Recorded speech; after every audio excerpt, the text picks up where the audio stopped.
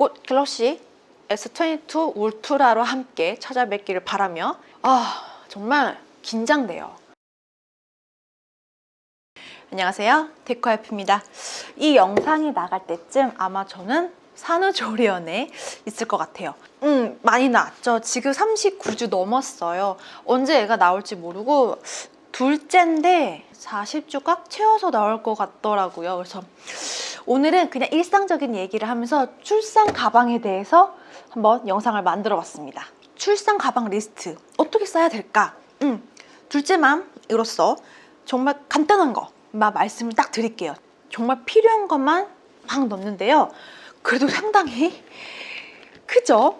필요한 거 위에 좀 잡다한 거 넣긴 했는데, 그래도 만약에 저처럼 출산이 다가오신 분들이 뭘 써야 될까, 어떤 게 필요할까 고민을 하셨던 분들에게 조금 도움이 되었으면 좋겠습니다.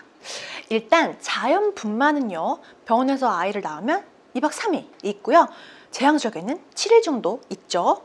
그리고 여기서 산후조리원에 간다면 자연분만은 한 보름 정도, 그리고 제한적에는 거의 20일 정도 있기 때문에 상당히 준비물이 많아지더라고요. 그리고 요즘 시기가 아무래도 외출이 불가하다 보니까 더 많은 생필품이 필요한 시기인데요.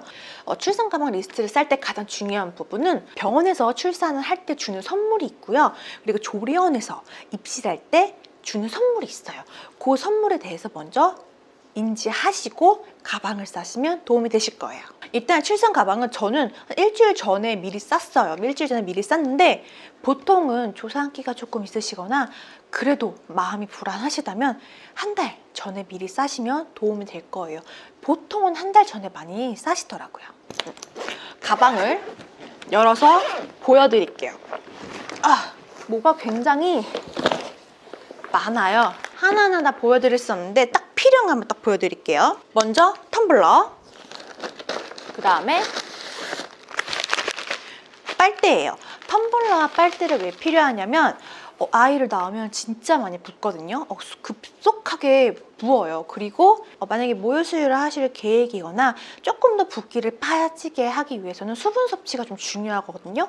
그런데 아이를 낳으면요, 잘 앉지를 못해요. 거의 누워 있어야 되고 앉으면 조금 힘들더라고요. 그래서 텀블러랑 빨대를 이용해서 물을 자주 마셔주기 위해서는 필요하다.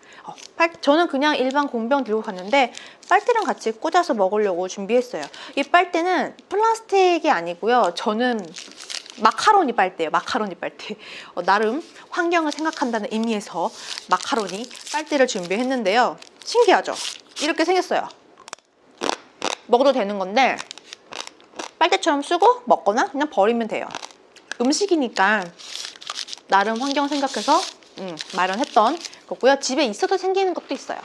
그 다음에 영양제. 영양제는 꼭 챙기세요. 이게 출산을 하고 나면 몸에 있던 게 거의 진짜 애기한테 간다라고 보시면 되거든요. 이미 많이 벌어진 상태에서 뭔가 아이가 빠져나가서 그 공백이라는 게 생기는데 영양제로 진짜 많이 채워줘야 돼요. 제가 그렇게 느꼈던 이유는 첫째 아이는 젊었기 때문에 그냥 애를 키웠던 것 같아요. 제가 둘째랑 첫째랑 텀이 좀 길거든요. 지금 너무 힘들어요. 이게 당장은 모르는데 1, 2년 후에 애가 조금 크고 나서 뭔가 약간의 여유로움을 딱 느낄 때 몸이 완전 축나거든요. 미리 챙기세요. 영양제 필수입니다. 그리고 만약에 영양제 챙길 때 애기 것까지 챙기세요. 비타민 D랑 유산균, 신생아도 먹을 수 있는 거 있거든요. 뭐 스포이트 타입이라던가 뭐 칙칙 뿌려서 쓰는 타입이 있는데 그런 거 챙기시면 좋을 것 같아요. 그리고 손목보호대. 손목보호대는 정말 필요한데 저는 따로 챙기지 않았어요. 그 이유는 산후조리원에서 손목보호대를 주기 때문에 일부러 챙기지 않았습니다. 손목보호대는 젊은 사람들은 30대 초반, 20대 후반 잘 모를 수 있는데 정말 삭신 쑤셔요. 전 지금 손가락 마디도 좀 쑤셔요. 막 이렇게 풍 걸린 것처럼 막 이렇게 뻐근하고 아프거든요. 손목은 더 아픕니다. 병원에서나 산후조리원에서 주신다면 안 챙겨도 되는데 그게 아니라면 챙기시길 바랄게요. 그 다음에 여기 안에는 양말이랑 레깅스가 들어가 있어요. 양말은 저는 약간 도톰한 양말을 권해드려요. 그리고 약간 여유로운 사이즈. 겨울 같은 경우에는 아무래도 기본 양말이 좀 필요하고요. 여름에는 조금 도톰한 거를 권해요. 왜냐면 에어컨을 항상 틀다 보니까 그 찬바람이 몸에 들어가면 나중에 은근히 쑤시더라고요. 그래서 찬바람 들지 않게 기모 양말이나 레깅스 같은 경우에는 임산부들이 입는 레깅스 있잖아요. 그 허리 조이지 않는 거, 좀 넉넉한 걸로 준비하시고요. 그다음에 하나 정도면 돼요. 하나 정도면 되고 양말은 2켤레 정도? 여기서 만약에 산후조리원에서 산모들 빨래를 해준다 하면 한 2-3켤레면 되고요. 빨래 안 해준다면 넉넉하게 챙기시길 바랄게요. 그리고 튼살 크림. 튼살 크림은 뭐 굳이 안 챙겨도 되는데 저는 튼살 크림이라고 해서 꼭 튼살 크림을 챙기라는 게 아니고 오일 타입으로 수시로 발라줄 수 있게 트지 않게. 왜냐면 출산 전에는 배가 늘어나서 틀 수 있고요. 출산 후에는 갑자기 늘어난 배가 점점점 회복이 되면서 생기는 그런 단층들, 그런 자국들이 있거든요. 그런 거는 수분과 보습, 영양으로 많이 채워줘야 조금 회복이 되더라고요. 그래서 튼살 크림 명칭을 가진 것보다는 그냥 나에게 맞는 오일링, 애기들 바르는 오일 같은 거 있잖아요. 그걸로 몸을 충분히 건조하지 않게 해주면 도움이 되는 부분이니까 꼭 챙겨주시면 좋을 것 같아요. 그 다음에 패드. 패드는 꼭 챙기세요. 패드. 꼭 이 브랜드 아니어도 돼요. 우선 제가 패드를 챙긴 이유는 우선 이것도 역시 알아보세요. 병원에서나 산후조리원에서나 패드 줍니다. 패드 주는데 여기서 말씀드리고 싶은 거는 정말 무한으로 제공되는 거 아니면 조금은 여유롭게 챙겨가시는 게 좋고요. 그리고 밤에 잘 때나 조련에 있을 때 마사지 받거든요. 보통 마사지 받을 때 사실은 팬티형이 편해요. 그래서 팬티형 정도는 밤에 잘 때만 입는다 생각을 하고 그래도 한 2팩 정도? 한 팩에 보통 7개, 8개 들어가니까 한 2팩 정도는 챙겨주시면 훨씬 더 생활하는 데 편리할 겁니다. 그리고 비대용 물티슈. 처음에 아이를 낳고 나서 한 2박 3일 못 씻어요. 못 씻는데 이제 회음부 절개를 하는 부분을 좀 청결해야 회복이 빠르거든요. 그렇다 보니까 비대용 물티슈로 좀 청결하게 하기 위해서 깨끗하게 준비를 하면 좋고요. 저는 개인적으로 쿨링 패드를 추천을 해드려요. 꼭 이 브랜드 아니어도 돼요. 쿨링 패드가 뭐냐면 회음부 절개를 하잖아요. 그게 열상 때문에 좀 쿨링, 시원하게 해줘야 좀 회복이 빨라요. 이 쿨링 패드를 주기적으로 갈아주면서 부착을 하면 그만큼 통증이 좀 더 빨리 가라앉고요. 붓기나 아니면 회복이 빠르기 때문에 좀 권해드리고 싶습니다. 왜냐면 제가 첫째 때 진짜 고생을 많이 했어요. 첫째 때 어느 정도였냐면 보통 2박 3일 지나면 막 걸어 다니시거든요. 저는 못 걸어 다녔어요. 저는 거의 산후조리원 퇴실할 때까지도 걸어 다니는 게 너무 힘들었어요. 그 정도로 회복력이 너무 늦어서 고생을 한 타입이라서 조금 이런 스타일을 많이 좀 준비를 한 편이에요. 그래도 쿨링 패드 있으면 도움이 된다라는 사실 알아두시면 좋을 것 같아요. 다리가 저려서 아빠 다리를 좀 하고 말씀을 드릴게요. 이제 너무 무거워서 너무 힘드네요. 그리고 속옷은 당연히 필요하죠. 세탁을 해준다면 한 2-3벌이면 되고 세탁을 안 해준다 하면은 7장 정도 넉넉하게. 그 나머지는 이제 집에서 세탁해오라고 부탁을 해야겠죠? 모유수유 관련된 제품도 필요해요. 만약에 모유수유를 할 예정이시라면 이런 거 수유 패드 같은 거 챙기셔야 될 것 같아요. 아무래도 수유 패드는 필수죠. 모유수유 할 때. 그렇다 보니까 준비하시면 되고 꼭 어느 브랜드 지정할 필요도 없이 그냥 여러 가지 써보세요. 저는 정착된 거 없이 그냥 최저가 뜨면 그냥 최저가 썼던 것 같아요. 그래서 모유 수유를 하실 예정이라면 수유 패드 꼭 챙겨가시고요. 저는 젖병을 챙겨가시길 바랄게요. 보통 조리원에서는요 초록색깔 젖병을 써요. 근데 저는 뭐 더블 땡땡이나 뭐 마더 땡땡이나 뭐 어디든 신생아 젖병을 따로 챙기는 편입니다. 그 이유는 그린 색깔 젖병은요 물을 담고 바로 뒤집으면 뚜뚜뚜뚜 떨어져요. 저는 이거를 되게 선호하지 않거든요. 왜냐면 정말 정량이 풍부하신 분들은 괜찮지만 그게 아니시라면 생각을 해보세요. 어른들도 바로 물 먹고 꼴깍꼴깍꼴깍 넘어가면 무한으로 들어가요. 무한으로. 열심히 젖병을 빨아서 먹는 아이들은 본인이 힘에 의해서 우유가 나오거든요.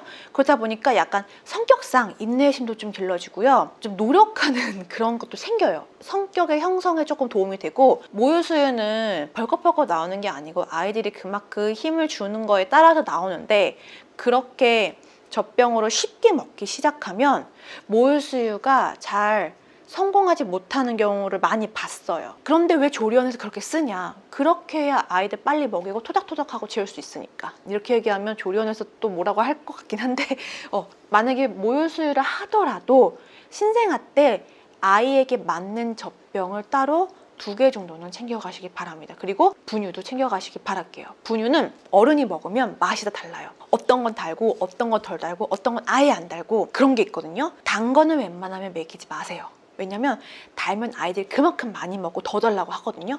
그럼 배꼽이 들고 어렸을 때 많이 좀 통통하고요. 아무래도 전량이 못 들어가면 금방 모유를 떼고 분유로 돌아갑니다. 그렇기 때문에 단 게 그렇게 좋은 것 같지는 않아요. 그래서 저는 분유도 한번 알아보시고 따로 먹을 거 챙겨가시는 게 좋을 것 같아요. 그리고 애기 물티슈. 이것도 그냥 브랜드 아무거나 가져가시면 되세요. 뭐 어디 저는 딱히 고집하는 건 없어서 브랜드 챙기시면 되는데, 그 이유는 산후조리원에 있을 때 모자 동시를 할 때가 있어요. 아이와 같이 생활을 하는 시간이 있는데, 그때 만약에 아이가 시야를 싸거나 응가를 하면은 그래도 하나 정도는 준비하는 게 좀 수월하거든요. 그래서 물티슈 하나 정도는 준비해 주시면 좋을 것 같아요. 그 다음에 아이 속옷.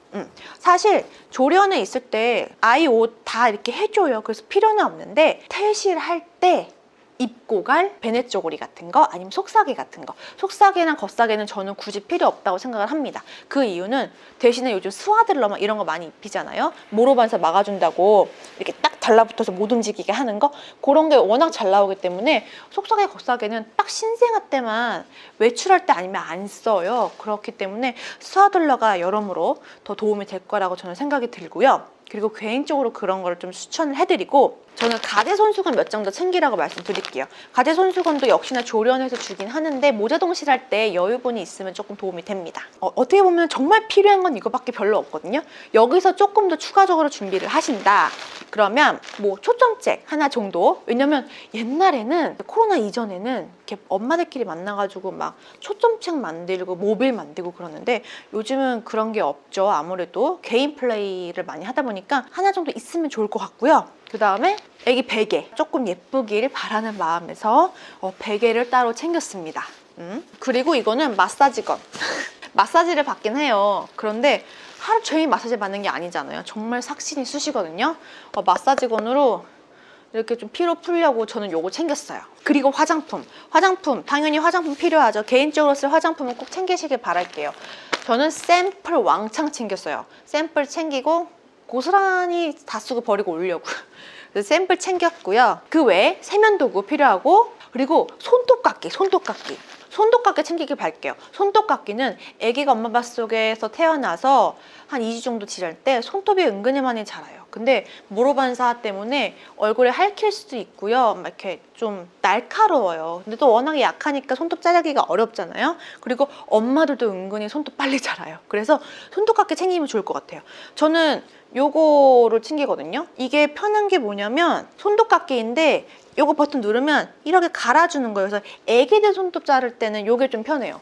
이게 잘못하면은 살 찝혀가지고 피나기도 하거든요. 저는 요걸 챙겼답니다. 그리고